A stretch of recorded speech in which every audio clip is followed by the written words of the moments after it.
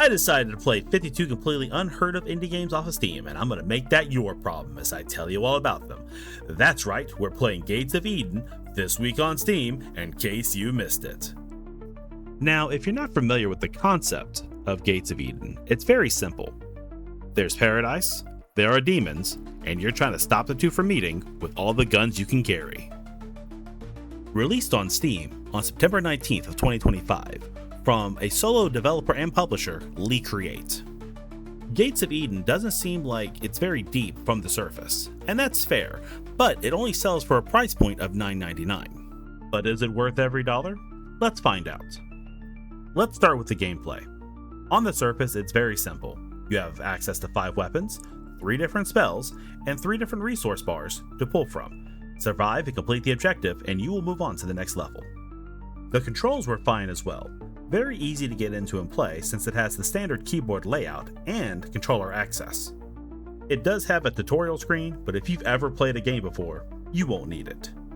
Now, the visual design is where the cracks started to kind of show for me, as we did enjoy the monster design and variety, giving you a lot of different enemies to strategize and fight against. The levels, while having different layouts, did seem rather similar. I can't really imagine, outside of the 2 bosses we fought, any level that really stuck out to me as unique.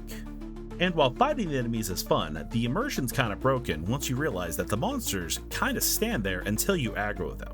They're really not a threat until you get close, which kind of takes away the tension. The sound effects from the environment and the enemies you fight is rather well done, as well as the music, but there really wasn't much variety when it came to background sounds, which is kind of a negative in my book, but not much of one, as the music was pleasing to listen to while playing and never repetitive or annoying.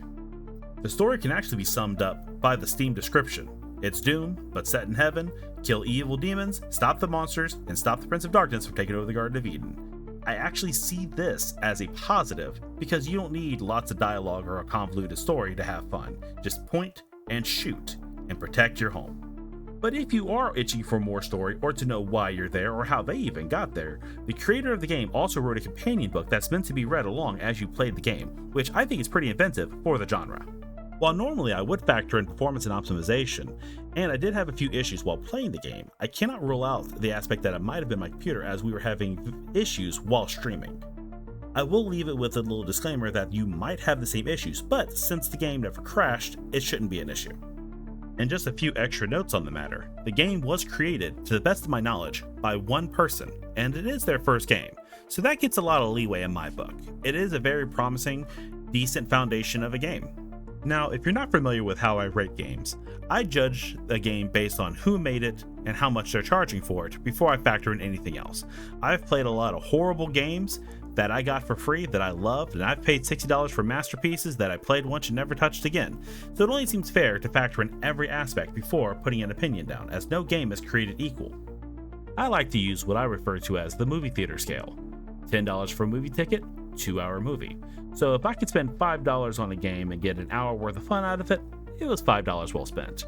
But that only counts on games up to about $20. Anything past that, I would like some depth or replayability baked into it.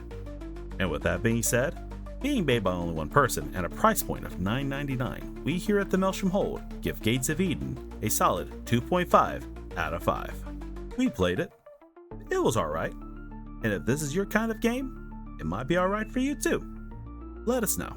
Will you be adding this game to your wish list? And let us know which game should we review next week on Steam in case you missed it.